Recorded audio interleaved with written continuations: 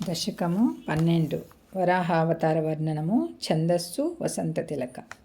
స్వాయంభువో మనురథో జనసర్గశీలో దృష్ట్వా మహీమసమయే సలిలే నిమగ్నాం స్రష్టారమాపశరణం భవదంఘ్రిసేవా తుష్టాశయం మునిజనైః సహ సత్యలోకే కష్టం ప్రజా సృజతి మయ్యవ నిర్నిమగ్నా స్థానం సరోజభవ కల్పయ తత్ప్రజానాం ఇత్యేవమేష కథితో మనునా స్వయంభూః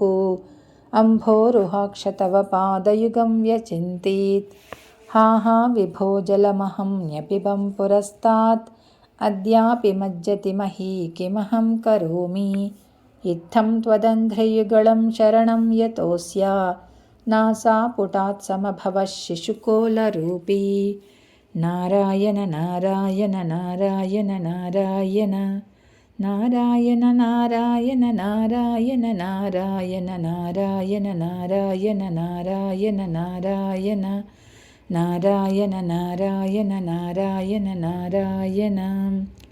అంగుష్ఠమాత్రవపురుత్పతితః పురస్తాత్ భూయోథ కుంభిసదృశస్రమజృంభథాస్త్వం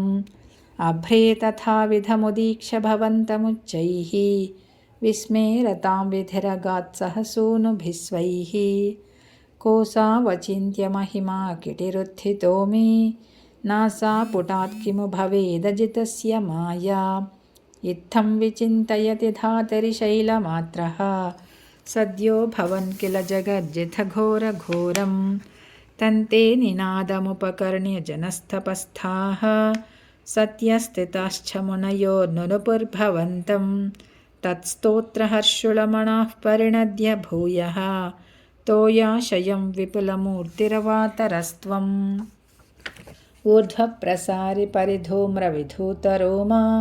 ప్రోక్షిప్తవాలధిరవాङ्ముఖఘోరఘోణः తూర్ణప్రదీర్ణజలదః పరిఘూర్ణదక్ష్ణా స్తోత్రోన్మునీంచిశిరయన్నవతేరితత్వం అంతర్జలం తదను సంకులనక్రచక్రం భ్రామ్యత్తిమింగిలకులం కలుషోర్మిమాలం ఆవిశ్య భీషణరవేణ రసాతలస్థాన్ ఆకంపయన్ వసుమతీమగవేశయస్త్వం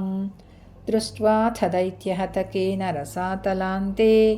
సంవేషితాం ఝటితి కూటకిటిర్విభో త్వం ఆపాతుకాణవిగణయ్య సురారిఖేటాన్ దంష్ట్రాంకురేణ వసుధామదధాः సలీలం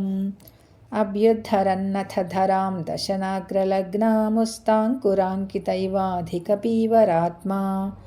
ఉద్ధూతఘోరసలిలాజ్జలధేరుదంచన్ క్రీడావరాహవపురీశ్వర పాహి రోగాత్ నారాయణ అఖిలగురో భగవన్నమస్తే.